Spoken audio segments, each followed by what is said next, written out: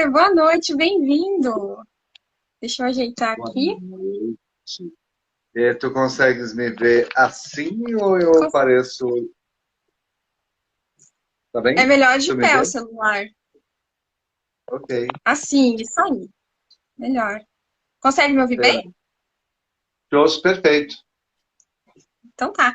Muito obrigada por ter aceitado o convite, tá? Eu realmente estou emocionada aqui de ter alguém tão importante aqui, né? Com tanto conhecimento e tá passando um pouco desse conhecimento para os meus seguidores aí, tá bom? Que legal, Keila. Muito obrigado. Eu fico muito feliz de estar aqui ligado contigo. Certo. Então vamos começar com a entrevista, certo? Acho que o celular caiu. Acho que ele voou, não caiu, ele voou. Agora eu acho que ele vai ficar. Vamos rezar. Então tá bem. Pode Marco falar, pode Aurélio. comentar. Marco Aurélio, o que que é o Instituto Marco Aurélio? Explica pro pessoal aí. Na verdade, se chama Instituto da Pessoa. O Instituto da Pessoa é uma organização sem fins lucrativos que tem uma atuação bem forte assim, em várias áreas. A primeira delas é na área de formação. Nós temos, eu não sei se tu está me ouvindo aqui, eu acho que ficou Sim. fraca. Ah, está me ouvindo. Primeiro é que em todo o Rio Grande do Sul existe uma carência muito forte na área de captação de recursos, e a gente se conheceu contigo fazendo um curso de captação de recursos. E nessa área, o Instituto tem oferecido para as organizações de terceiro setor, para outras organizações que não estão, que não costumam captar recursos, os municípios também menores, de menor porte, que não têm uma quantidade de profissionais elaborando projetos. Então, o Instituto da Pessoa, através da minha atuação, vai até esses municípios para ensinar a fazer projetos. A segunda forma é o município, o Instituto presta essa assessoria também às pessoas nesta área de captação de recursos.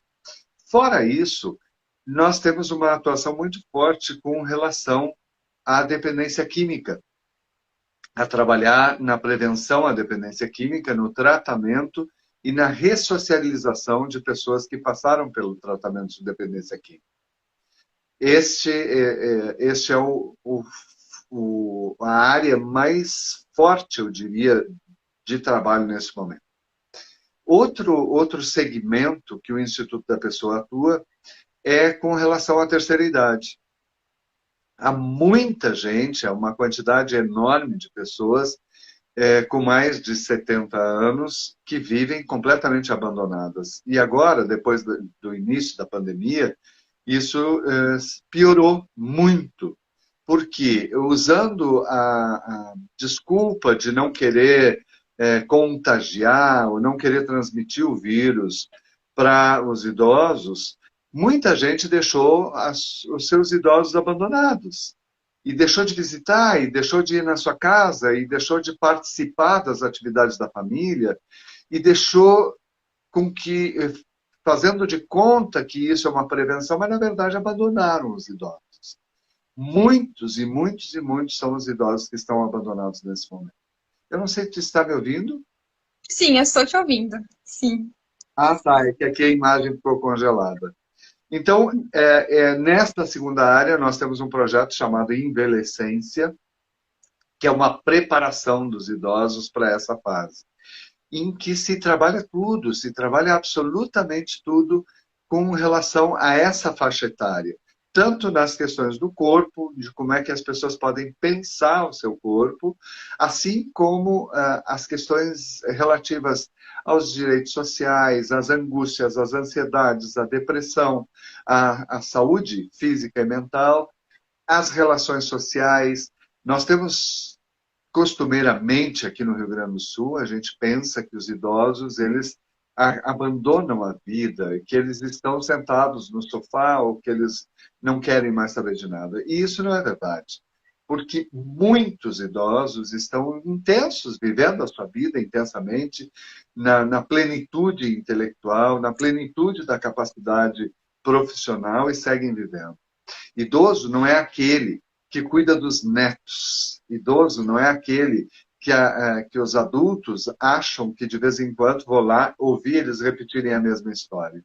Eles só repetem a mesma história quando eles acham que você não escutou, quando eles acham que você não deu a devida atenção, quando eles acham que você não deu o carinho que eles precisavam.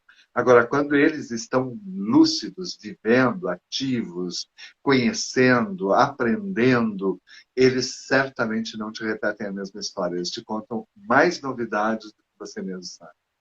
Então, essa é uma segunda ação do Instituto da Pessoa. Com relação à dependência química, nós trabalhamos muito com as famílias. É uma ação muito voltada para que as famílias entendam que elas também estão doentes, que a dependência química é uma doença contagiosa e que quando nós temos um alcoolista, ou antigo conhecido como alcoólatra, ou um dependente químico, seja ele sutil ou direto, seja ele um usuário costumaz ou aquele que já não consegue mais fazer outra coisa senão usar droga, a família está extremamente prejudicada e ela precisa compreender esse fenômeno, ela precisa entender que se trata de uma doença e então ela poder se cuidar também. Outro aspecto que o Instituto da Pessoa cuida é da adolescência. Nós vivemos um processo de que as pessoas ainda não entenderam exatamente o que seja a adolescência. Então, a adolescência, essa fase entre a infância e o mundo adulto, em que aqueles que são adolescentes já se sentem adultos, porém ainda não têm responsabilidades de adultos, e os adultos não conseguem entender que esta criança já quer ser adulta ou que este adulto ainda age como criança em alguns momentos. E disto nasce um enorme universo de problemas. E um deles é o suicídio, que é algo muito comum nessa faixa etária, e que, por um excesso de sofrimento ou uma demanda muito grande, e que faz com que os adolescentes não consigam dar conta das exigências todas que tem para com eles e não conseguem dar conta da enorme quantidade de cobranças e depois, além dessas cobranças, não conseguem compreender o excesso de responsabilidades que têm. E enquanto que os adultos também não conseguem entender essas emoções estão à flor da pele, não conseguem entender que as pessoas estejam tão intensas e que seus hábitos e costumes sejam diferentes e que exista piercing, que exista tatuagem e brinco, enfim, que os hábitos sejam diferentes, porque a tendência dos pais é quererem que os filhos repitam aquilo que eles foram na sua adolescência. E, ó, isso não vai acontecer, isso já não acontece, e felizmente não acontece quando os adolescentes reagem e mostram que eles têm a sua vida, que eles não são apenas uma repetição. É basicamente isso que nós trabalhamos e muito felizes, assim, acabo de ver ali uma pessoa que entra, né, que é a Norma, que vive lá em Uruguaiana, e nesse momento deve estar na praia, mas que participa do projeto aos envelhecentes, que hoje acontece de forma online para preservar a vida das pessoas. Nossa, encantada aqui com a resposta da primeira pergunta só, né? Já dá para encerrar a live, porque é rico de conteúdo. Tô brincando, vamos continuar. Tá Sobre bem. sobre a Escola Experimental de Teatro de Canela, tá bom? Qual a sua ligação com essa escola e com o teatro? Legal, que boa pergunta. Eu não imaginava o que queria perguntar e agora me divirto com a pergunta. A minha formação inicial é em teatro. Essa foi a minha primeira formação. Eu, durante a maior parte da minha vida, eu trabalhei como teatro. Primeiro, como teatro amador, depois como teatro profissional, fazendo produção. E quando eu fui fazer produção, fazer produção de eventos também, não só de teatro, mas também de eventos. Eu trabalhei na produção do Festival de Cinema de Gramado, em uma série de eventos no litoral norte do estado também. Mas eu comecei sendo aluno de teatro, produzindo teatro, depois fui trabalhar como ator, e no meu trabalho como ator, eu acabei indo embora do Brasil e fui para o Chile, onde eu morei alguns anos, e lá eu estudei teatro. E quando eu estudei teatro, eu passei a dar aula também de teatro. E de volta ao Brasil, quando eu voltei para o Brasil, eu fui trabalhar como secretário municipal em Santo Antônio da Patrulha, em primeiro lugar, depois em Tramandaí, depois em Três Passos. E nestas cidades eu acabei formando alguns grupos de teatro, e nessa formação me levou também para aquilo que é a minha profissão hoje, né, que é psicólogo, para as comunidades terapêuticas, para fazer teatro com dependentes químicos, ou melhor, usar uma técnica de teatro que eu trabalho, que é de uma canadense chamada Viola Spolin, e de um brasileiro chamado Augusto Boal, que criaram técnicas de teatro voltadas não para o palco, não para a exibição, mas sim para o desenvolvimento humano, trabalhando a sensibilização, o despertar da criatividade, o conhecimento do próprio corpo.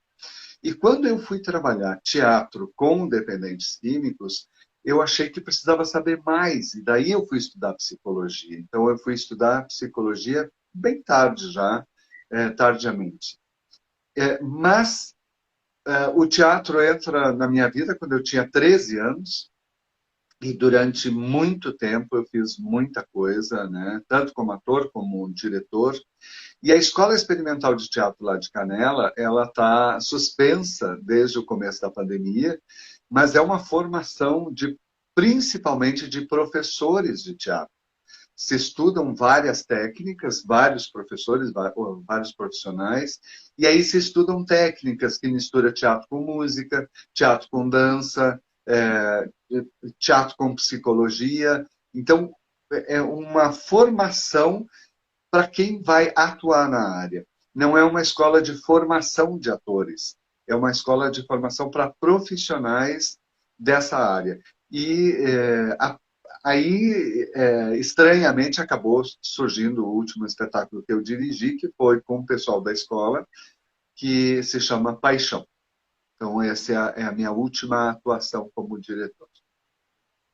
Uau, sua vida dá um livro incrível, né? Não sei se você já publicou, ainda não publicou nenhum, né? Não, não publiquei nenhum, não. Ainda Não dá daria. tempo, viu? Estamos no aguardo. Gentileza tua. Gentileza tua mesmo. Mas isso, Keila, é a idade que permite, porque eu tenho 60 anos, e com 60 anos a gente tem, felizmente, boas histórias para contar. Eu não sou o tipo que acha que com 60 anos eu estou no final da vida, eu acho que eu estou na metade da vida. Eu quero viver 120, então falta a metade ainda por experimentar. Isso aí. E do que se trata o seu espetáculo A Paixão? Paixão foi um espetáculo montado com base em dois momentos. Primeiro, com a Sexta-feira da Paixão. Então, com aquelas imagens da Via Sacra que as pessoas costumam viver, nós fizemos isso em sombra chinesa e trouxemos aquelas imagens para hoje. Quem são esses personagens hoje? Né? Quem seria hoje crucificado? Quem seria apedrejado? Quem seriam esses personagens todos? Então, com toda a criação, um espetáculo com música ao vivo, com uma trilha sonora composta especialmente para ele, né? Pelo Adriano Dias. O Adriano criou músicas geniais, lindas mesmo. E esse espetáculo ele questionava por que nós nos emocionamos com a Via Sacra e, ao mesmo tempo, condenamos tanta gente hoje ao abandono, ao preconceito, à discriminação? Por que que nós condenamos? Por que que nós agimos dessa forma? Por que que nós chicoteamos os nossos iguais, os nossos semelhantes? E então ele é um espetáculo com imagens muito bonitas, porque em sombra chinesa significa o público não vê aqueles atores, sim vê as suas sombras. É como se aquilo tivesse acontecido, né? E como aconteceu, lá no mais de um milênio atrás. Mas hoje aquela história se repete. Então as mesmas cenas que aconteciam lá atrás, elas acontecem aqui com todas as paixões. E aí nós temos essas discriminações, nós temos o preconceito destruindo, desumanizando, e quanta gente perdendo, né, espaço para a vida e perdendo até a vida em função disso. Com certeza. Palestrante, né? Te conheci, né? Fazendo uma palestra, eu creio, né? Qual foi sua primeira palestra e como que você viu, assim, que você tinha esse talento para comunicação? Pois olha, Keila, a minha primeira palestra foi acidental. Tem um amigo que era diretor, que é diretor de teatro, e a esposa, e ele tinha uma palestra em Ijuí. E eu não tinha a menor vocação para isso, eu não imaginava jamais de ensinar ou fazer qualquer coisa do gênero. Eu gostava de fazer teatro. E um dia a esposa desse amigo adoeceu e ele tinha um curso para dar e ele não podia faltar, porque eram pessoas de vários municípios que estavam indo para lá. E ele me pediu se eu não o substituiria. Não era uma palestra, eram 12 horas da aula no mesmo dia. E aí ele combinou comigo que por telefone ele me orientaria. Isso faz muito tempo. E ele me deu um roteiro, me deu um livro para ler, de 400 e poucas páginas. E aí, sobre essa técnica que ele iria trabalhar, que eu conhecia muito superficialmente, e eu fui. Quando eu cheguei nesse lugar, eram professores, apenas professores, alguns com mestrado, com doutorado, com Só, pessoas né? muito especializadas só, a gente conhecia muito, e eu quase morria. Então, eu fazia intervalos e ligava para ele. E ligava e ele me orientava. E eu acho que eu fiquei tão assustado que eu acabei, durante a viagem até Ijuí, antes de dar o curso, eu li muito do livro e fui tentando, e eu fui muito honesto com eles, que era a primeira vez que eu dava aula, e era a primeira vez que eu fazia aquilo, e eles me ajudaram muito, mas me apaixonou a ideia. E quando eu fui morar no Chile, depois de concluir o curso, me convidaram para dar aula na universidade, como um professor estrangeiro convidado que sempre tinha. E eu fiquei lá dando aula, e naquele momento foi muito especial isso, porque eu comecei a me apaixonar pela ideia. Então, eu dava aula no último semestre, que é quando os alunos fazem uma montagem de um espetáculo. E isso, para mim, foi muito prazeroso, porque eu aprendi muito com eles ao tempo que ensinavam. E agora, eu tenho dado muita palestra, muito mais do que qualquer outra coisa, muito mais do que pacientes em clínica, muito mais do que qualquer outra atividade, eu tenho dado palestras no ano passado, quase que diariamente. Olha, foi uma quantidade enorme, e na medida em que eu vou dando palestra, como tu me assistiu, eu tenho muito prazer em fazer isso. Eu fico muito feliz, eu me sinto muito pleno, eu gosto de dar palestra, eu gosto de conversar com as pessoas, de conhecer pessoas, eu gosto desse convívio. No ano passado, foram muitas e muitas, ao ponto de ficar muito cansado, né? De acabar completamente esgotado o ano para começar de novo 2022. Certo. E no seu currículo, vamos supor que você tem um currículo aqui, né? Vou te contratar. Onde é que está o currículo? Eu estou precisando de um currículo e queria saber onde é que tu achou. Porque hoje me pediram um currículo e eu pensei, eu acho que eu não tenho.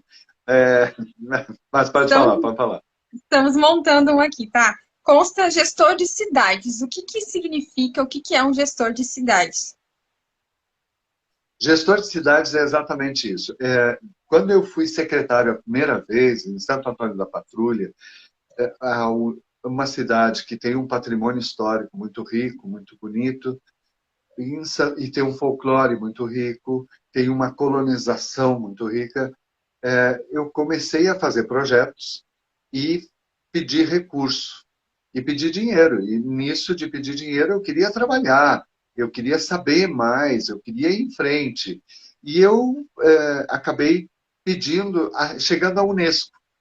Quando os meus projetos chegaram na Unesco, a Unesco ofereceu um curso de especialização em elaboração de projetos, e eu fui fazer esse curso, a prefeitura me licenciou nesse período, e eu fui fazer o curso de especialização em elaboração de projetos e captação de recursos. E esse foi um curso de uma oportunidade única. Eu era um dos poucos brasileiros a fazer esse curso lá em Portugal, e conhecer de forma esplêndida assim o universo que existe de possibilidades.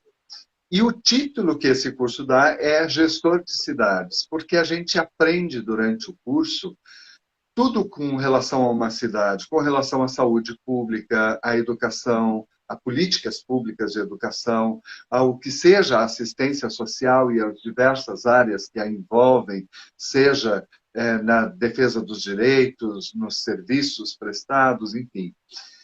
Na cultura, no esporte, a gente tem uma visão até da infraestrutura das cidades, do gerenciamento administrativo. E isso é o que se chama gerente de cidades.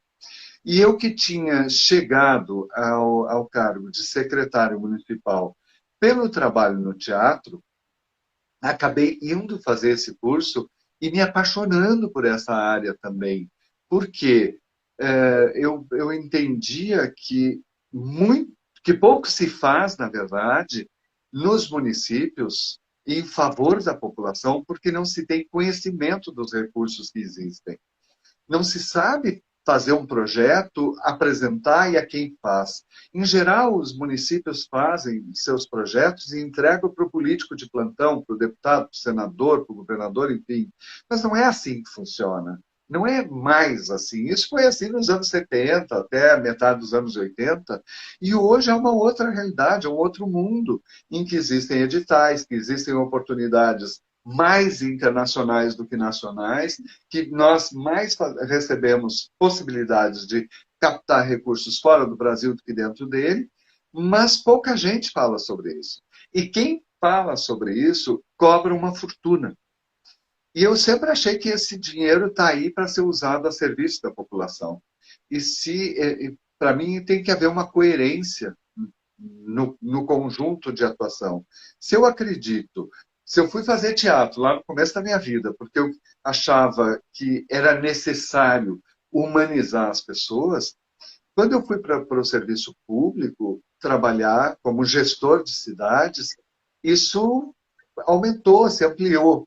E é por isso gestor de cidades, porque é possível a gente trabalhar questões relacionadas a tudo que está interferido, que tudo que interfere numa cidade, seja o turismo, o desenvolvimento econômico, o meio ambiente. Eu não sou um expert em cada área, mas um mínimo de conhecimento sobre cada área esse curso ofereceu.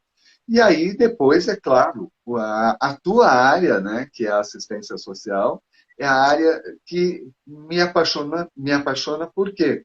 Porque junto com a cultura, a assistência social é capaz de ser libertadora, é capaz de independizar as pessoas, é capaz de oferecer às pessoas a oportunidade de viver aquilo para que elas gostam, para o que elas querem.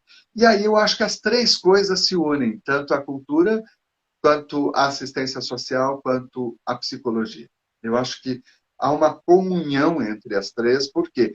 O que a psicologia busca? O que a gente busca? Que o ser humano viva bem dentro daquelas suas habilidades, dentro das suas possibilidades e do seu conhecimento e o ambiente onde ela vive. O que a cultura busca? Ela busca preservar um ambiente satisfatório para que as pessoas desenvolvam as suas habilidades. E o que a gestão pública deve fazer? Ela deve proporcionar um ambiente saudável e agradável para que as pessoas aproveitem as suas potencialidades e habilidades. Então, para mim, as três coisas estão muito conectadas. Embora pareçam distantes, elas estão completamente conectadas. Verdade. Falando em cultura, você, não sei se eu escrevi correto aqui, Conselheiro Estadual de Cultura, ou você fez parte do Conselho Estadual de Cultura? Exatamente. Chegou um momento, em 2015, que eu sempre fui muito crítico com as políticas públicas no Rio Grande do Sul e aonde eu estive, porque normalmente se privilegia quem exatamente não precisa. E as políticas públicas da cultura, o Rio Grande do Sul teve um grande secretário de cultura chamado Carlos Jorge Apel. E o Carlos Apel pensou a cultura no interior do Rio Grande do Sul. Até a gestão do Carlos Jorge Apel, que eu acho que foi governo Pedro Simon, até ali se pensava, e isso todos pensavam, que a cultura deveria ser levada para o interior. Era como dizer que as pessoas que viviam nas cidades pequenas, que essas pessoas não tinham cultura. Então a cultura tinha que ser levada. O Carlos Apel faz o processo inverso. Ele entrega ferramentas para que as populações que vivem no interior, não importa se na área rural ou urbana, para que elas produzam a sua cultura. E a partir dele, houve uma série de tropeços e tal, e equívocos, mas o Rio Grande do Sul construiu o seu plano estadual de cultura, o seu fundo estadual de cultura, a lei de incentivo à cultura, e a partir daí começou a haver um entendimento de que investir em cultura não é investir na decoração de Natal, não é investir na festinha de aniversário da prefeitura, do município, no 7 de setembro, não é investir nas festas religiosas. Investir em cultura é investir naquilo que a população sabe e gosta de fazer. Independente se isso seja capoeira, folclore, tradicionalismo, teatro, música, dança, ou a sua forma de falar, a sua forma de vestir, a sua forma de comer, a receita, o seu artesanato, a sua forma de construir. Isso é cultura. E então, como eu fui secretário municipal de cultura, quando o José Ivo Sartori se elegeu governador, o governador tinha direito a indicar 8 conselheiros para o Conselho Estadual de Cultura, que é composto por 24 conselheiros, 16 representam as várias áreas da cultura, e 8 representavam o governo, e o governador Sartori convidou 3 ex-secretários municipais de cultura, e eu era um deles. O critério era esse, não era partidário, não era ser amigo ou não amigo do rei, o critério era pessoas que conhecessem a realidade do interior do Estado e que trouxessem para a capital um conhecimento diferente. Por quê? Porque o Conselho Estadual de Cultura, sendo um órgão que está em Porto Alegre, que se reúne ou se reunia diariamente, é necessário que essas pessoas vivessem aqui. E as pessoas que viviam aqui, haviam algumas que nunca tinham botado o pé no interior, que não têm a menor noção do que acontece no interior do Estado. E ao não ter noção do que acontece no interior do Estado, acabavam desprezando uma riqueza enorme que havia. E aí havia uma questão muito importante, que os recursos destinados pelo governo para a cultura, 72% desses recursos ficavam em Porto Alegre. E o interior do Estado não recebia nada. Quem recebia do interior do Estado era Gramado, com os seus grandes eventos, lá Caxias do Sul, Pelotas e tal. Agora, os pequenos municípios eram solenemente ignorados pela política cultural. Ora, quando o Plano Estadual de Cultura foi feito, ainda anterior à gestão do Zé Ivo Sartori, e ele é aprovado pela Assembleia durante o governo Sartori, começa a mudar essa realidade. E então eu assumi a presidência do Conselho e o Conselho se voltou para o interior. E aí, se Porto Alegre pode se queixar que ficou ignorado, é verdade.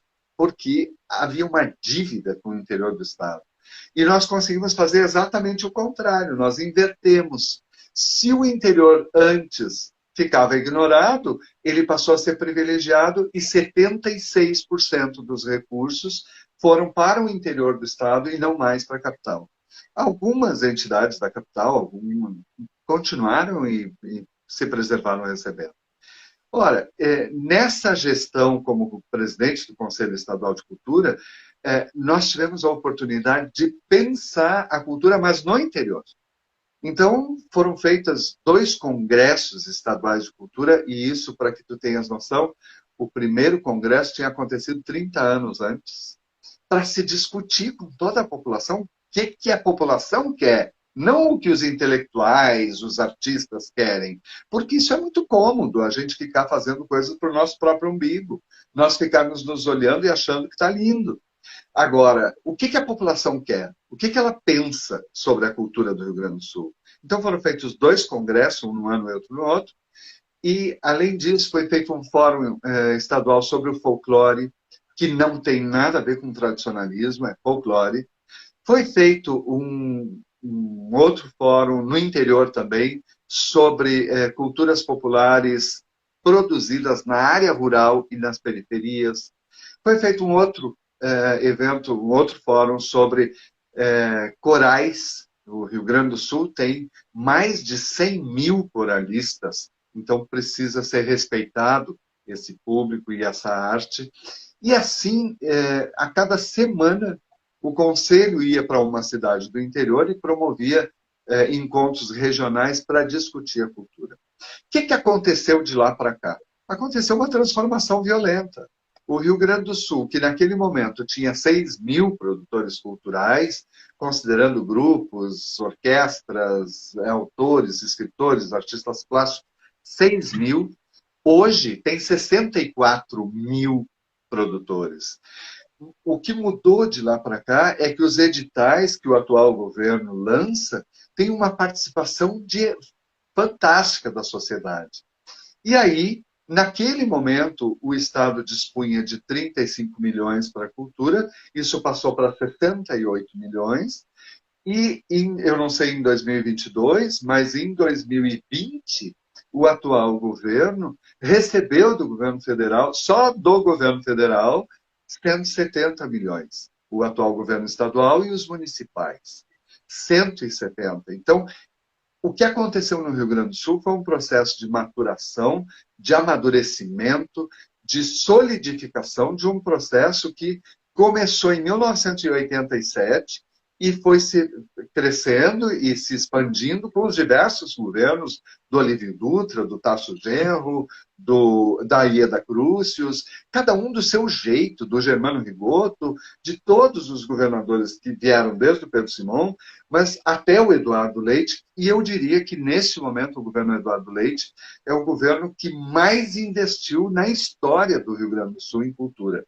Nunca antes o Rio Grande do Sul teve tantos editais, teve tanta proposta e tanta possibilidade.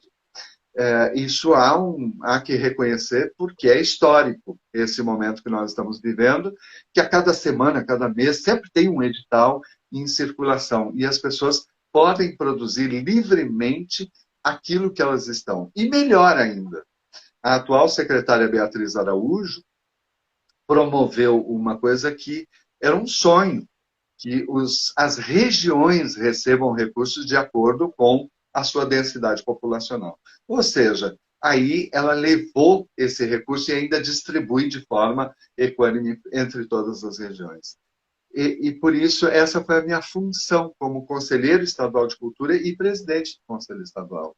Na verdade, acho que se deu a esse órgão, que é um órgão de Estado, não é de governo, e isso faz toda a diferença, quer dizer, o conselheiro, depois que ele é nomeado, só se ele renunciar, porque ele não é cassado, né?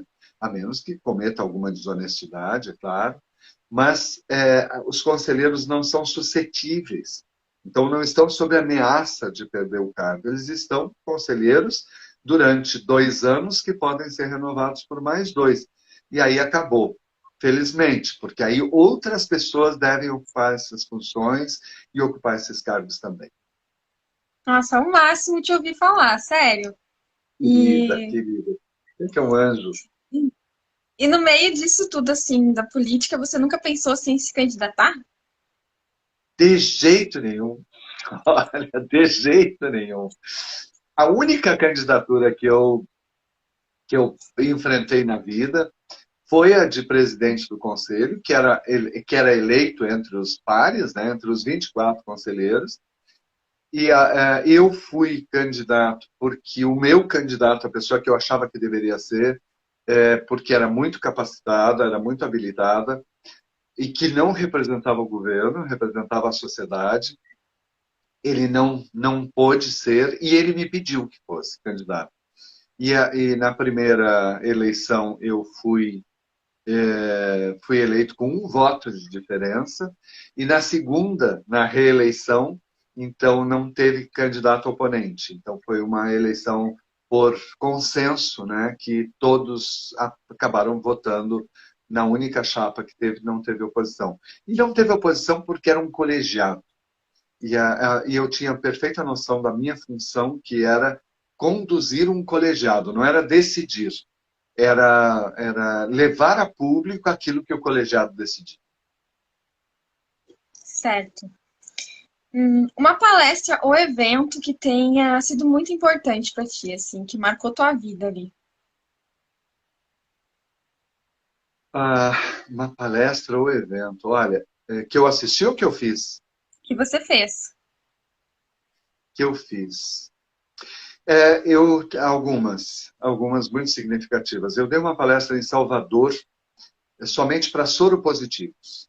E isso foi para pessoas que vivem com HIV ou AIDS, né?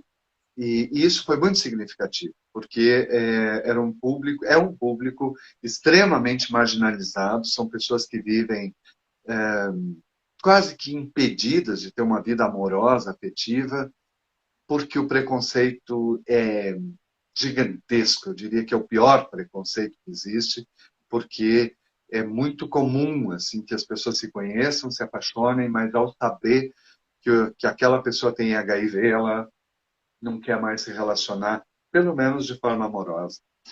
E essa palestra, para mim, foi muito comovente, assim, porque eram pessoas do Brasil inteiro e eu jamais imaginava a repercussão que teria, mas era uma palestra que era para ter 1 hora e durou 5 horas, porque as pessoas não iam embora, elas não saíam dali. Então, isso para mim foi muito, muito, muito marcante. Isso aconteceu em Salvador e para mim foi uma mudança de rumo, assim, de ver que eu não podia ter medo de falar o que eu pensava. Eu sempre tive muito cuidado e muito pudor e muito respeito pelas palavras. E lá eu vi que eu deveria dizer o que eu pensava mesmo. E eu falava da culpa, eu falava do quanto alguns que se dizem defensores da liberdade, na verdade, não são defensores de coisíssima nenhuma, além de seus interesses próprios. Eu falava do quanto as igrejas são nefastas e prejudicam os seres humanos, inserindo neles uma carga de culpa por aquilo que elas não têm culpa. E eu acho que essa palestra foi muito legal, assim, para mim foi muito significativo. E um evento, eu gosto muito de tudo que eu faço, então eu faço com muito carinho, assim, muito, muito mesmo.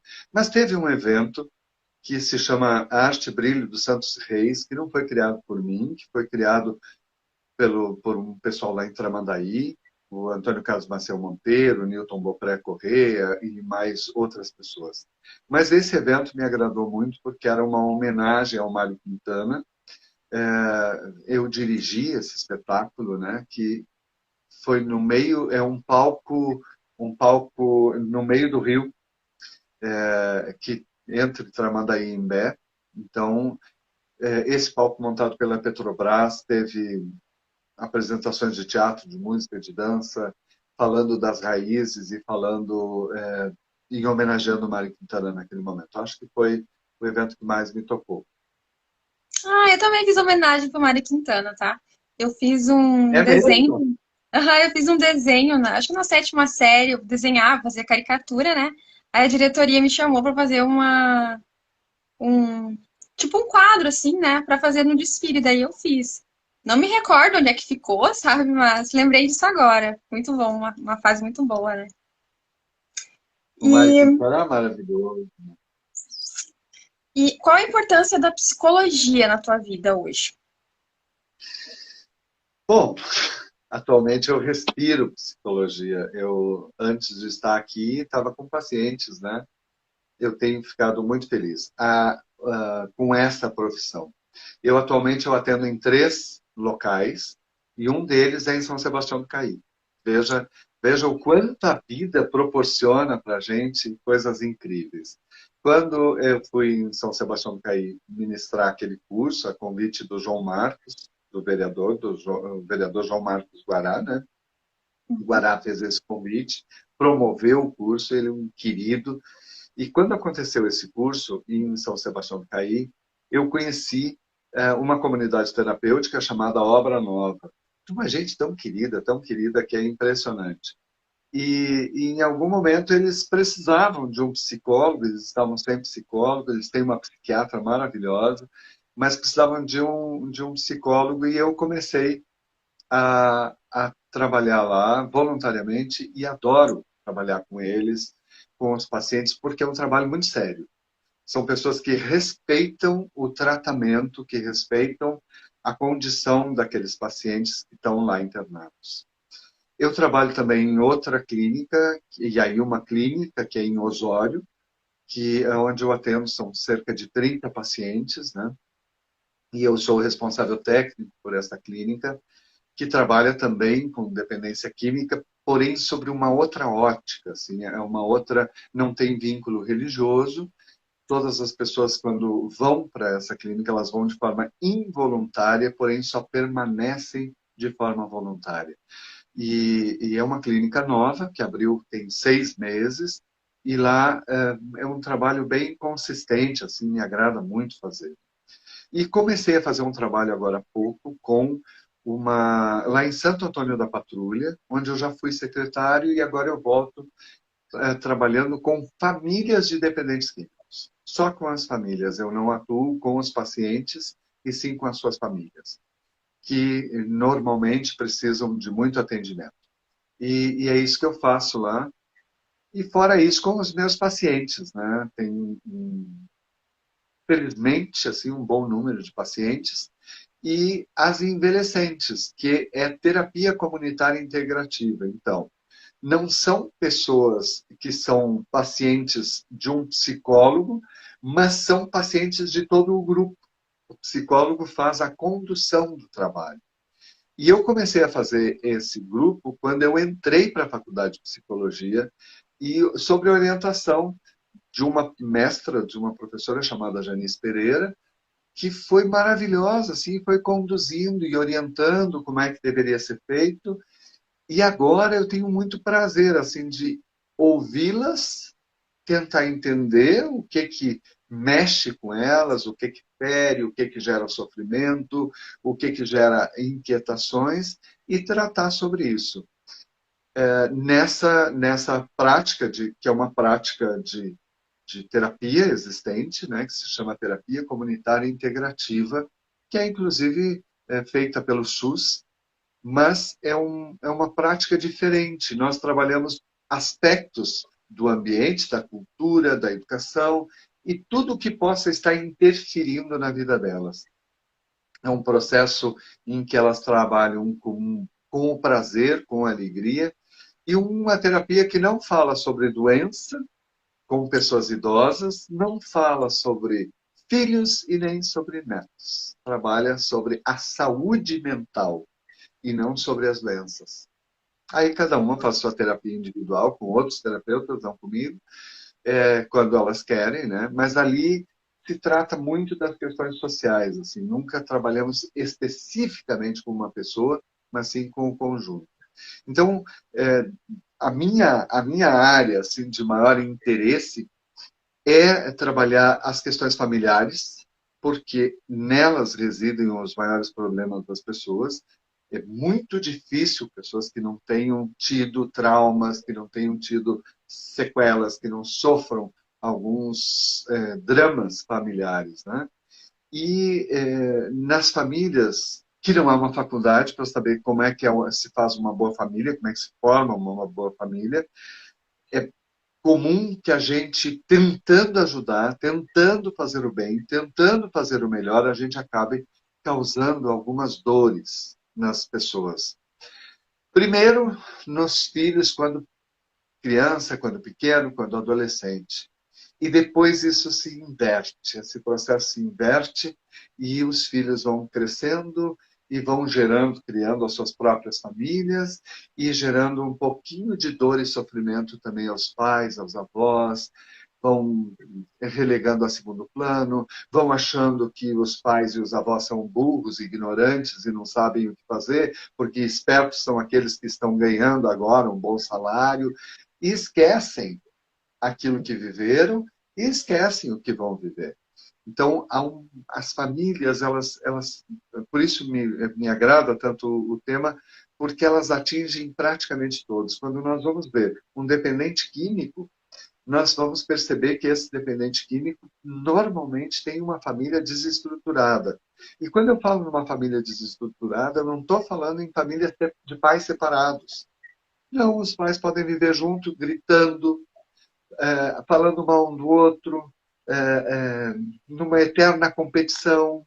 Os pais podem dizer coisas excessivamente negativas para os seus filhos, sem imaginar que aquelas coisas fazem ferir, fazem sofrer. É comum que as famílias valorizem excessivamente aquilo que elas consideram um defeito das pessoas e tenham muita dificuldade de elogiar e valorizar o que as pessoas têm de habilidade, de possibilidades boas. As famílias têm uma dificuldade tremenda de entender que cada pessoa é uma pessoa. E embora tenha sido criado do mesmo jeito, da mesma forma, ela não repete hábitos e costumes porque ela é outra. Ela é diferente. E o impacto que o ambiente pode causar em uma pessoa, talvez em outra não cause nada. Não faça a menor diferença. Por isso me agrada muito trabalhar com as famílias. E com a humanização nas relações. Só Eu um diria que o comentário. meu... Eu vou cortar esse Oi? trechinho, tá? Pra enviar pra minha família explicando, entendeu? Pra eles entenderem a diferença, entendeu? Vou cortar esse trechinho pra, pra falar quem eu sou daí pra eles, tá bom? Pode continuar. Que querida. Olha, pois é, Keila, mas as famílias têm isso. As famílias têm umas famílias que acham assim, que os filhos são incapazes, que eles são inúteis. Elas acabam anulando os filhos. E aí, porque elas começam a partir da premissa de dizer uma frase que é horrorosa, e dizer, no meu tempo. Sempre que eu ouço alguém dizer no meu tempo, eu imagino quando é que será que essa pessoa morreu, né? Porque se ela teve um tempo e o tempo dela não é hoje, é porque ela já morreu. Porque senão o tempo dela é hoje, né? Não, no meu tempo as coisas não eram assim. E aí eu fico pensando, terá ido muita gente no funeral dessa pessoa? Como é que foi, né? Teve coroa, teve flores, como é que era? Porque ela está aqui, meu Deus, mas ela está falando lá, do meu tempo, as coisas não eram assim. Ora, há um equívoco. No teu tempo não tinha telefone celular, no teu telefone não tinha WhatsApp, não tinha Instagram, não tinha epidemias, não tinha muita coisa. A ciência não tinha evoluído, a comunicação não tinha evoluído. Agora, tu não pode sonhar que uma pessoa de 14 anos reaja da mesma forma que tu reagiu quando tu tinha 14 anos. Porque o universo é completamente diferente. Mas nós nos lavoramos de uma arrogância, de uma prepotência, de achar que ter um filho é gerar nele a obrigatoriedade de ele seguir exatamente como eu. Não, tu gerou um filho porque o mundo merece mais um filho. E não para que ele siga os teus hábitos, os teus costumes, para que ele mantenha a tradição familiar. Ora, é doloroso, e eu vou te dizer que nas comunidades terapêuticas, nas clínicas de recuperação de dependentes químicos, está abarrotado de gente cuja família está decepcionada. Mas quando tu vai conversar com a família, tu percebe que a família é tão ou mais doente do que quem está lá. Há pessoas que não conseguem reagir a essa dor causada pelas famílias, que invariavelmente tem muita facilidade em apontar defeitos, como eu já disse, e pouca habilidade para apontar virtudes. E aí geramos, né, se tu decidir usar um cabelo crespo, não é bonito. Se tu usar um brinco, não é decente. Se tu usar... E aí o que que é? O que que vai ser legal? Se tu repetir exatamente a mesma roupa que a tua mãe, que a tua avó usa? Não. Isso é a roupa que a tua mãe e a tua avó gostam. Não é que tu gosta. É ter o mesmo tipo de trabalho que teu bisavô teve. Que legal que ele teve esse trabalho. Que coisa boa que ele teve esse trabalho. Mas tu quer trabalhar em outra coisa. Então, por isso, eu gosto muito do tema, né? E acho que sempre se trata desse tema, é preciso respeitar, né? Que existem pessoas que vivem extremamente infelizes no núcleo familiar. E porque elas não gostam mais daquela companheira, já deixaram de amar há muito tempo, e daí ficam naquela fase da tolerância. Poxa, tolerar alguém do teu lado, né? Suportar alguém do teu lado, mas daí tem uma série de fatores econômicos, sociais, de pressão moral, de pressão religiosa que não permitem que tu separe. Tu tem que continuar vivendo naquele núcleo, mesmo que ele te faça infeliz, porque tu respeita algumas convenções sociais. Ora, Keila, e aí o que que a gente prima? A gente prima pela felicidade do outro? Ou a gente prima pelo quê? Eu gosto muito de um poeta português, Fernando Pessoa, que tem uma frase dele no meio de um texto enorme que diz assim, numa separação, ele diz assim para a pessoa: eu vou estar muito feliz sabendo que agora você vai ser feliz, mesmo que longe de mim. Certo. Olha só, gente, temos até poesia aqui, tá?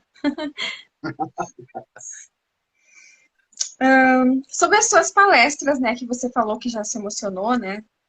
Foi a que mais te emocionou sobre AIDS e sobre também dependência química. Além de ensinar, eu creio que você também aprendeu muita coisa, né?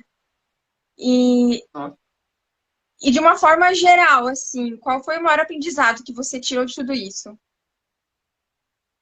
Olha, eu vou te dizer uma coisa, aos pouquinhos a gente vai aprendendo muito, em todos os lugares, em todas as cidades. Eu gosto muito de ir às cidades, tem um filme chamado O Céu que Nos Protege, esse filme dos anos 90, e nesse filme tem uma categoria que fala assim, que tem um senhor de idade, um velhinho, que diz assim, existem duas categorias de seres humanos.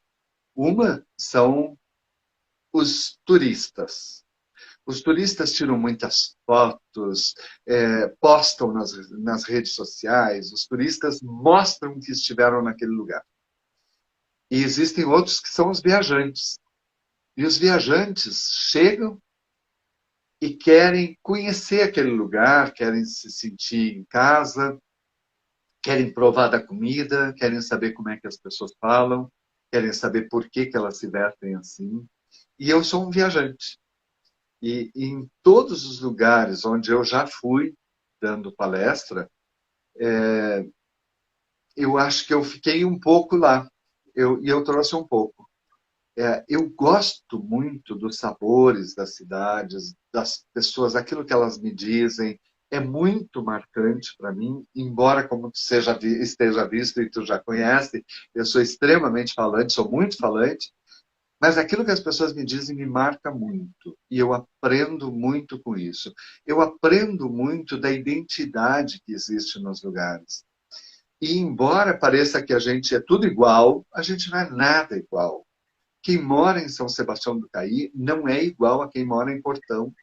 é completamente diferente de quem mora em Bom Princípio e é completamente diferente de quem mora em Bom Jesus.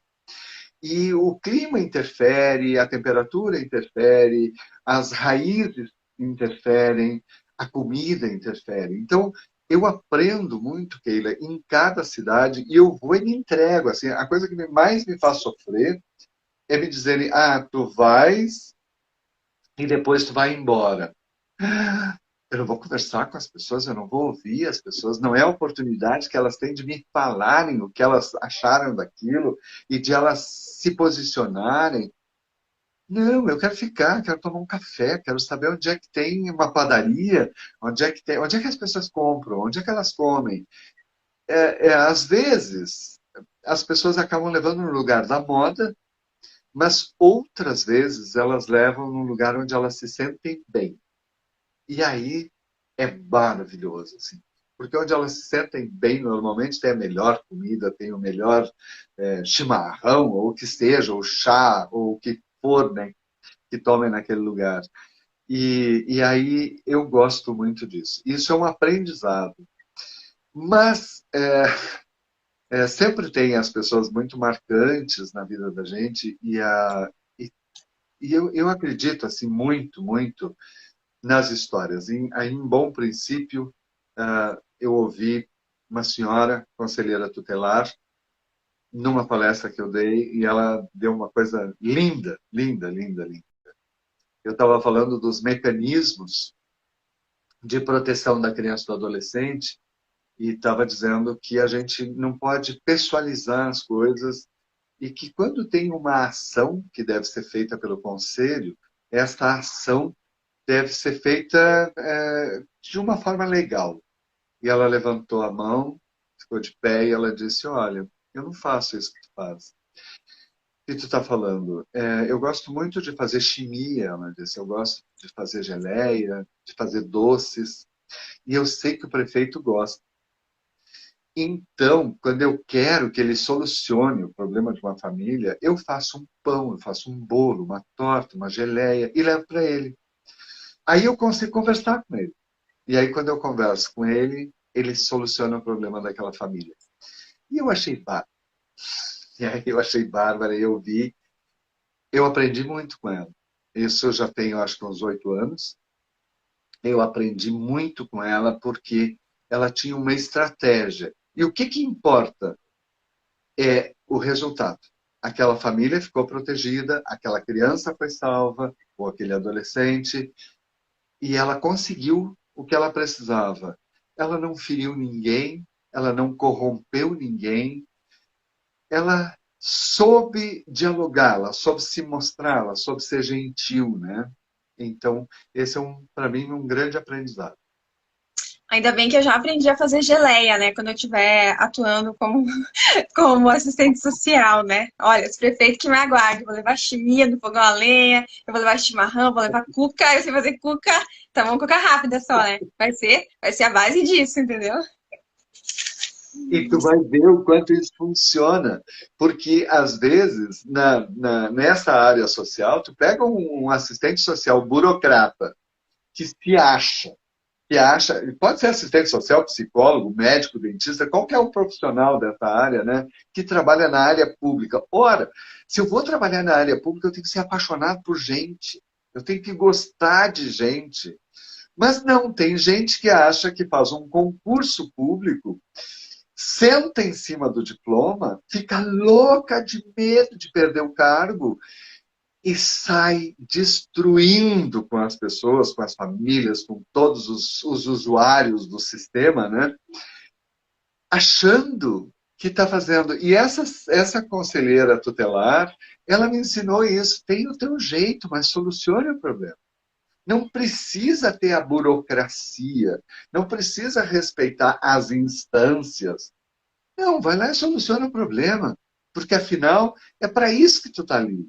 O conselheiro tutelar foi eleito para solucionar o problema, para ajudar a proteger a criança ou adolescente.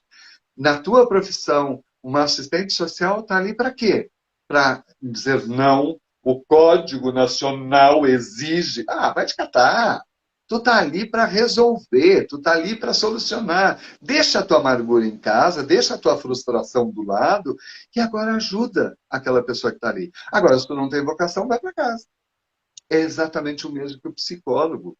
Se eu for para um paciente dizer, não, Freud disse não sei o quê. Ah, vai te catar, meu. Trata da dor dessa pessoa, acolhe. E depois ela mesma vai solucionar o seu problema. Pode deixar, encaminha direitinho, ajuda ela a caminhar, que ela vai caminhar sozinha. Com certeza. Então, faz a tua cuca. Que bom que tu sabe fazer cuca. E tu pode Fazer fazer e me só dar de presente, também. que eu sei também. Tá bom, tá certo, pode deixar. Vamos falar sobre um troféu aqui. Eu vi que você ganhou um troféu Comunidade da Restinga. Nem sei se você lembra desse troféu, ó. Contribuição ao Lindo! desenvolvimento humanitário na periferia. Como que foi? Você esperava por esse troféu? Não esperava, não esperava. Esse troféu é muito lindo. É verdade. Esse troféu é de um artista lá da Restinga, que trabalha com o sistema prisional, que trabalha com obras sociais, com projetos com crianças vítimas de violência e com deficientes. Ele é bárbaro, né? E o troféu, que coisa querida, tu lembrar disso. E, gente, eu não sei de onde é que tu achou esse currículo, porque eu desconheço esse currículo. Ela deve ter. Onde é que. Depois tu me conta, porque isso é uma coisa do jornalista muito legal. Esse troféu, ele foi tão surpreso, por quê? Porque aí volto, por que eu recebi esse troféu? No Conselho Estadual de Cultura havia esse conceito de que o Conselho deveria estar nos grandes teatros, nos grandes espaços culturais. E essa eu acho que foi a minha marca na gestão, e eu posso dizer que a minha marca, porque só aconteceu enquanto eu fui presidente do Conselho, que era o Conselho ia para a periferia. Não esteve na Lomba do Pinheiro, esteve no Sarandi, esteve na Restinga. E lá na Restinga foi uma surpresa enorme, porque eles prepararam uma festa. Então teve de tudo, teve exposição, teve feira, teve palestra, teve de tudo. E eu sou tão ligado, fiquei tão ligado à Restinga, que hoje mesmo eu estive lá de manhã para ver um projeto social que eles têm muito bacana. Mas esse troféu ele é especial por isso. E foi nesse encontro lá na Restinga que produz cinema. Quando a gente vê e fica sabendo da Restinga, que é um lugar que tem 86 mil habitantes, é um bairro de Porto Alegre com 86 mil habitantes, e esse bairro tem produção de cinema, tem produção de música, tem um artista que produz esculturas para o Rio Grande do Sul inteiro, que tem cinema, filmes que já passaram em vários festivais do mundo e que o Rio Grande do Sul não conhece, porque são produzidos na periferia, e se a gente falar na periferia, a gente fala, mexe com o preconceito das pessoas. Então, adoro essa ideia desse. Mas que coisa linda essa tua descoberta. Obrigada. Agora, sobre saberes e fazeres, o folclore em foco. Qual é a ideia desse projeto aí? Legal. O Rio Grande do Sul tem há 74 anos a Comissão Gaúcha do Folclore. E aí cabe aqui uma explicação. 74 anos de vida de uma instituição que foi criada pelo Érico Veríssimo, pelo Paixão Cortes e outros intelectuais daquela época, daquele momento, que tinham uma preocupação exatamente com o título desse programa, com os fazeres e os saberes dos gaúchos. Isto não nada tem a ver com usar bombacha, nada tem a ver com dançar no CTG. Tem a ver com a forma de cada um, as sabedorias populares, as manifestações populares, o jeito de dançar, o jeito de cantar, o jeito de escrever, o jeito de se manifestar. Aí é criada essa Comissão Gaúcha do Folclore, que eu sempre tive uma admiração enorme, e é a organização que mais fez pesquisa sobre o Rio Grande do Sul. E, paralelo, existe um movimento tradicionalista gaúcho que cuida dos CTGs, dos Centros de Tradições Gaúchas, dos piquetes de laçadores, dos rodeios, dos festivais de dança.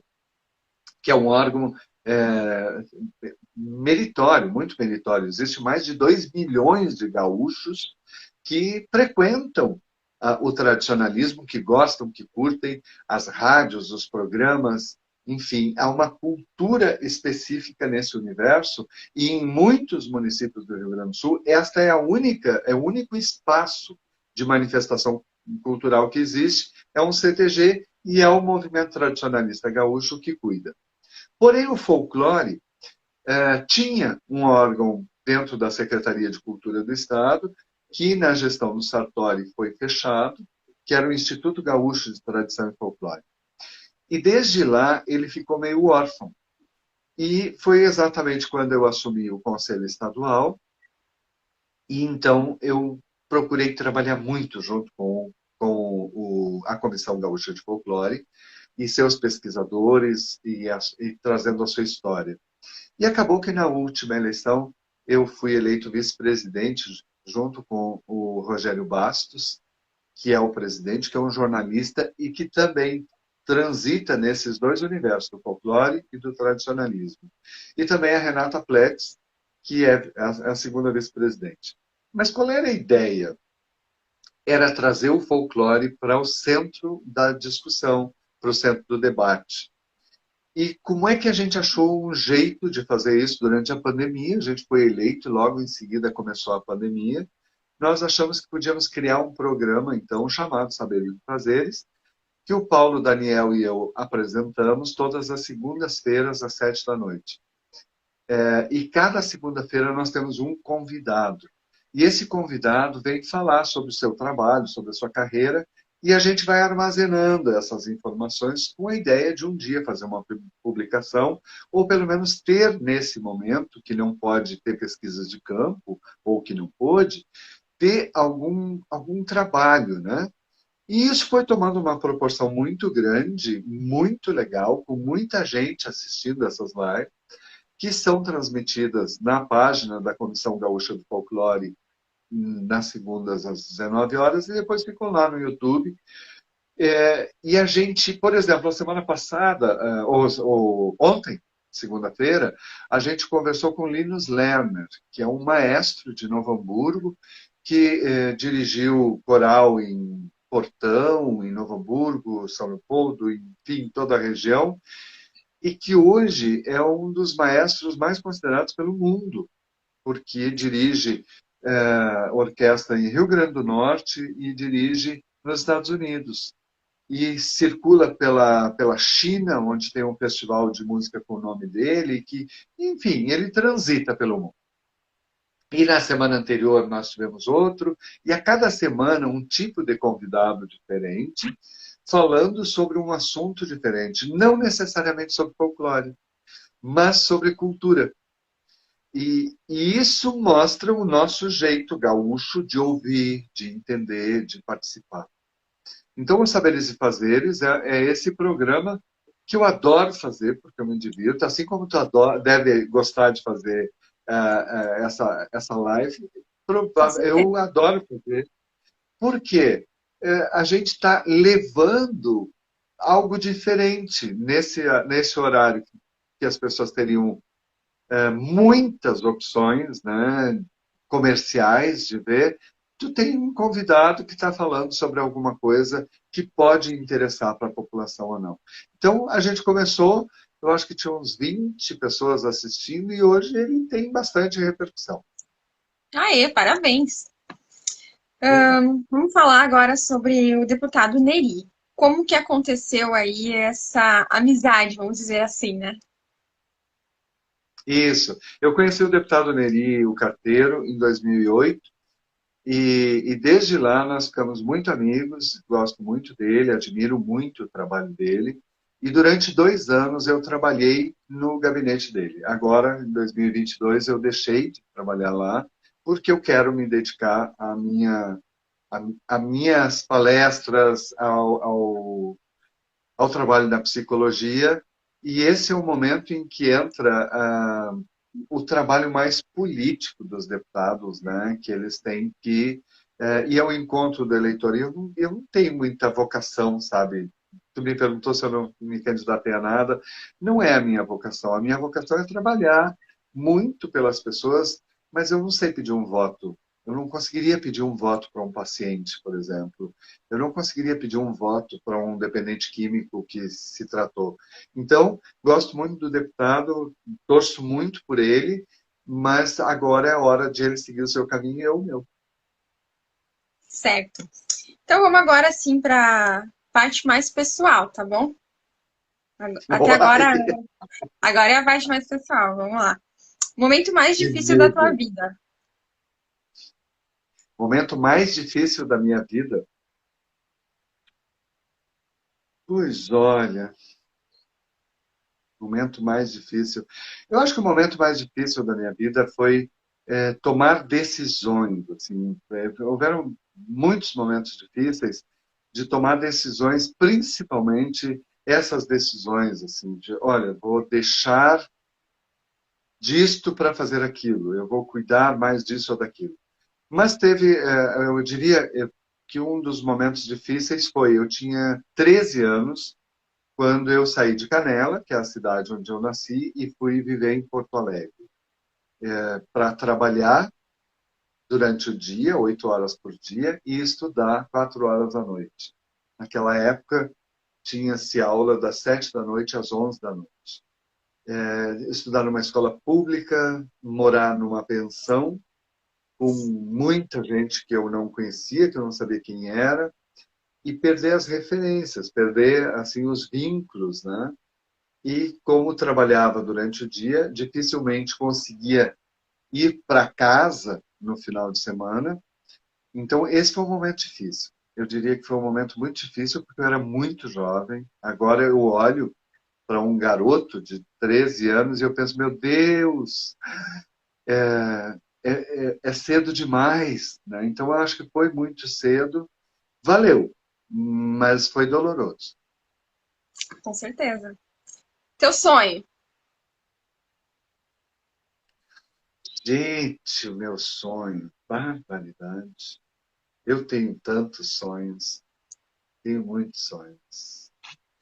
O meu sonho é que as pessoas aproveitem estas coisas que a gente cria, que aproveitem o trabalho da psicologia, nas comunidades terapêuticas, que as pessoas que estão lá, que elas entendam que elas não estão apenas passando férias, que elas estão se tratando, que aquilo é um tratamento, que elas precisam entender que estão ali e por que estão ali, que elas estão doentes, né? Eu acho que esse é um sonho, assim, que os dependentes químicos entendam a sua doença, que as famílias entendam que esta é uma doença e não é ser vergonhice, vagabundagem, não sei o que mais. Esse é um sonho. Eu acho que é um sonho trabalhar pela diminuição dos preconceitos, sejam eles com os velhos, com os obesos, com os gays, com os negros, com os pobres. Tanto preconceito, né? Tanta coisa, é nojento, eu acho asqueroso, dá ânsia de vômito de pensar assim, tanto preconceito que as pessoas têm. E aí eu vejo os dependentes químicos tendo preconceito com os velhos, e eu vejo os velhos tendo preconceito com os jovens, e os jovens tendo preconceito com os gays, e os gays tendo preconceito com os negros, e não consigo entender. Não consigo entender, te juro, assim, me, me causa espanto isso, assim, porque eu não consigo entender. E eu fico imaginando, esse é um sonho, assim, que trabalhar muito, ter muita força para trabalhar, para não acabar o preconceito, seria um sonho, né? Mas diminuir, fazer com que as pessoas tenham mais respeito pelo outro. Isso é um sonho. Puxa vida, que eu consiga te respeitar pelo que tu é, não pelo que eu quero que tu seja, não pelo que tu é. Acho que esses são sonhos. Eu não tenho sonhos materiais, assim. Não tenho nenhum dizer, eu quero ter isso ou ter aquilo. Não quero ter nada. Eu estou bem feliz. Eu gosto de conhecer. Eu conheço bastante do Rio Grande do Sul, quero conhecer mais. E quero conhecer mais do Brasil, quero conhecer mais do mundo, da América Latina. Eu quero conhecer mais, isso sim, é um sonho. Conhecer mais. Conhecer mais das pessoas, conhecer mais lugares, conhecer mais pessoas. Esses são sonhos. Fiquei triste até de pensar quanto falta, né? Falta muita coisa. Não, não pensa assim, não. Olha para trás e pensa o quanto que viveu, né? O quanto que já fez. Você falou em preconceito, né? Eu fiquei assim, como posso dizer, apavorada ou anojada. Como não podem expressar o preconceito contra o negro, contra o homossexual nas redes sociais, caiu sobre o obeso. Então eu vejo nas páginas, até tirei alguns prints para fazer alguma matéria sobre isso, né? Que é terrível o que eles falam. Postam uma menina lá obesa, eles falam, eles xingam, eles ofendem de forma assim, ó, escrota. É inadmissível isso, sabe? Eu fiquei apavorada mesmo. É asqueroso. E contra o velho. Tu falou não, obeso, eu concordo plenamente. As pessoas têm vergonha de serem obesas. Elas podem não se sentir bem fisicamente por uma questão física, mas não. Qualquer pessoa mais gorda, ela morre de vergonha. Gente, mas morrer de vergonha de quê? Esse é o teu corpo, é assim que tu é, né? Ou é assim que tu está. Mas por que que elas sentem vergonha? Elas sentem vergonha porque o mundo ri delas. O mundo debocha, o mundo comenta. As pessoas têm prazer em olhar e dizer, mas como tu tá gorda, né? Sem saber o quanto dói, porque ela talvez não tenha engordado porque ela quer. Assim como outros, se tu olhar os idosos são invisíveis. Ninguém olha, ninguém vê. Quando pensa em beleza, pensa na beleza de alguém que tem 14, 15, 18, 20 anos. Mas não pensa no quanto é bonito um homem ou uma mulher com 80. O quanto é lindo, que beleza existe naquilo. Mas há um preconceito de achar que esse já não sabe, achar que esse já não tem condições, que esse já não conhece, que esse está por fora, que esse. Gente, olha o tamanho do preconceito. Exatamente na fase em que as pessoas estão mais sábias, mais plenas, que elas conhecem, nessa fase elas são desprezadas. E olha, vamos adiante. O preconceito que as pessoas têm com deficientes, que elas ficam sempre chamando de coitadinho, de pobrezinho. Pobrezinho é o teu cérebro que não se desenvolveu, né? Agora, por que que é coitadinho? Ele é assim, essa é a sua característica, e ele desenvolveu sensibilidades que talvez tu não vá desenvolver nunca na vida. Esse é outro preconceito, e durante quanto tempo as pessoas ficaram escondidas, assim como as doenças mentais. O quanto as pessoas têm vergonha de dizer eu sou deprimido, eu sou depressivo, eu tenho insônia, eu sofro de ansiedade. O quanto as pessoas têm vergonha de procurar um consultório para se tratar. Teve uma pessoa de São Sebastião do Caí outro dia que me escreveu isso e eu fiquei tão chocado quando eu li. Ela disse: não, aqui as pessoas não gostam de doença mental. Não se trata de gostar ou não gostar de doença mental. Se trata de existir doenças mentais e as pessoas precisam ser acolhidas. Existe uma infinidade de gente que sofre com mau humor, que é uma doença, e que precisa ser tratado, que precisa ser cuidado para que tu não estrague a tua vida e a daqueles que te cercam. Quanta gente precisa se tratar, mas não se trata por preconceito, dizer eu não sou louco, como se ser louco fosse um defeito. É uma característica que momentânea daquela pessoa. E ela precisa. E assim nós vamos falar, Keila, de preconceitos horrorosos. O preconceito de altura. Olha, tem uma amiga genial, a Lelei Teixeira, que é de baixa estatura, e a Lelei fala do olhar de espanto que as pessoas olham para ela na rua e como se fosse um objeto de circo, de brincadeira, de riso. O quanto é nojento isso, assim, tu fazer humor. E por que que as pessoas têm tanto preconceito com gays? Porque se tu olhares os programas de televisão dos anos 70, dos anos 80, era permanentemente debochando dos gays, permanentemente olhando para os gays como se os gays fossem apenas sexo, como se um gay estivesse sempre disposto, querendo transar com outro homem. Quem te disse, mané? Quem te disse que está querendo transar contigo, feio? bobo, né? E quanto as mulheres, quando passou uma fase de anos e anos e anos, de as mulheres sendo desprezadas e os seus conhecimentos sendo desprezados, e quantos homens ainda dizem, ah, só podia ser coisa de mulher. E quanto falam assim, de forma desrespeitosa, de forma pouco amorosa. Por quê? Bem, aquilo que eu falei lá há um tempo atrás sobre as famílias. Porque é mais fácil eu botar para fora a minha incomodidade comigo, apontando aquilo em ti que eu acho que é inferior a mim. Inferior por quê? Inferior em quê?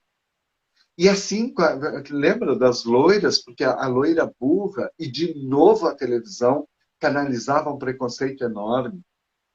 E depois, agora, neste momento que nós vivemos, o preconceito de opinião, as pessoas de direita que acham insuportável as de esquerda e as de esquerda que acham menores as de direita. Menores são os dois. São os de esquerda e os de direita, que são nojentos nessa discriminação que fazem. Como se só os de direita ou só os de esquerda tivessem cobertos de razão. Não! Todos os governos foram um fiasco e um fracasso. Todos os governos tiveram alguma coisa que foi legal, que foi boa. Agora, só por isso, nós vamos ter preconceito com o outro? Eu deixo de falar com meu irmão porque ele é de esquerda e eu deixo de falar com a minha cunhada porque ela é de direita? Ah, vai te catar, vai te tratar, melhor dizendo. E Verdade. é preciso entender que as pessoas são pessoas e que elas têm ideias e opiniões que podem ser ajustadas para um momento ou não. E que elas podem servir aos meus interesses ou não, mas são as opiniões delas. E elas precisam ser respeitadas. Com certeza. Olha só, as lives que eu faço aqui, tem várias pessoas com várias opiniões, entendeu? E eu não vou trazer as pessoas com a minha opinião, entendeu? Que representam a minha opinião. Não, eu quero dar espaço para todos eles dizerem o que eles pensam, o que eles sentem, entende? É isso aí. De direita, de esquerda, de centro, de lado, entendeu? É o que é a pessoa ali. Não vou. É a mesma coisa que olhar a pessoa por signo ou por. Ah, é tipo isso aí, né? Por faixa etária, por poder econômico, né? É O isso que é aí. isso? Olha quanto tempo nós perdemos na vida por esses sofrimentos, pela rejeição. Eu diria que talvez esse seja um dos sentimentos que mais eu recebo nos pacientes, assim, é o quanto eles foram rejeitados. Eles foram rejeitados pelas pessoas que eles se apaixonaram, que eles gostaram. Eles foram rejeitados no trabalho, que não se adaptavam àquela atividade. Eles foram rejeitados por suas opiniões políticas. Eles foram rejeitados pela igreja, porque eles não correspondiam exatamente àquilo que a igreja chama de perfeito. Eles foram rejeitados pelos órgãos públicos, porque eles não se enquadram dentro das normas burocráticas dos órgãos públicos.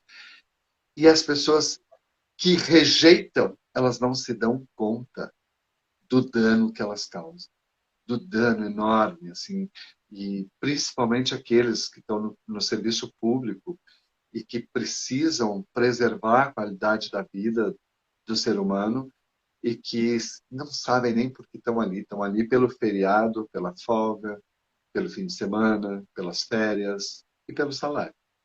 Mas esquecem que aquilo tem que ser uma vocação de estar ali para servir o outro, para oferecer o melhor de si para o outro, para permitir que o outro viva a sua vida como ele sonhou viver. E agora, para finalizar, eu queria que você deixasse um conselho, tá bom? Para quem está assistindo, vai Já assistir, está no final? Foi que só para já uma é coisinha, esse papinho rápido, assim? Mentira. rápido, quase Eu 2 horas, que era né? 10 minutos.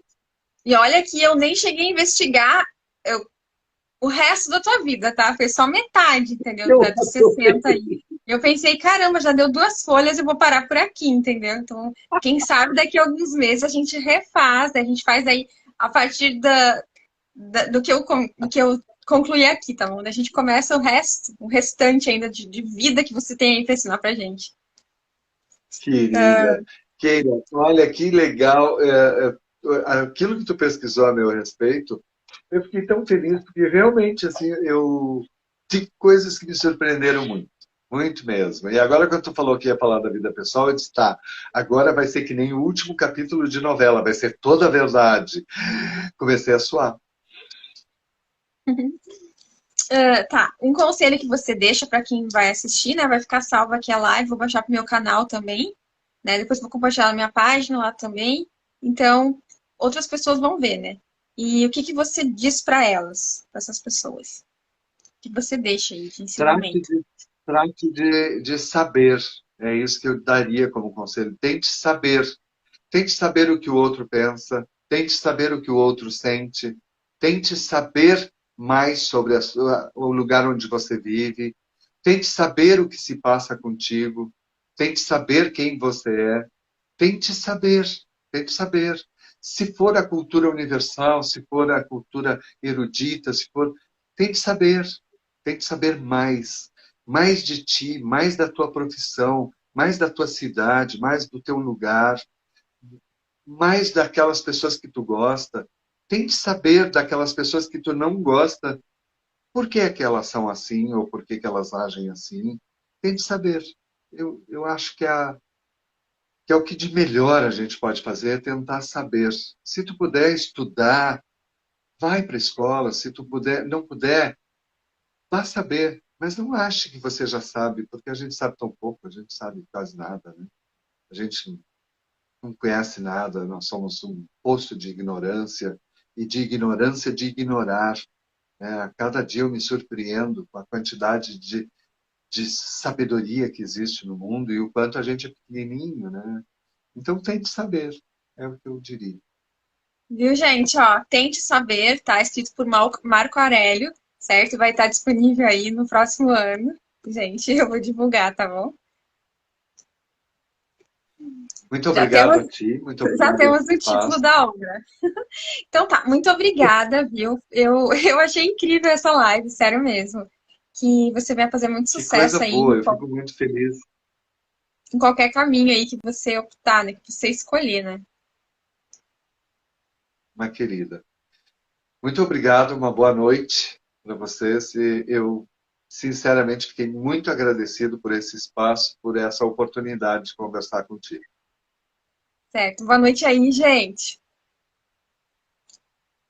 Boa noite.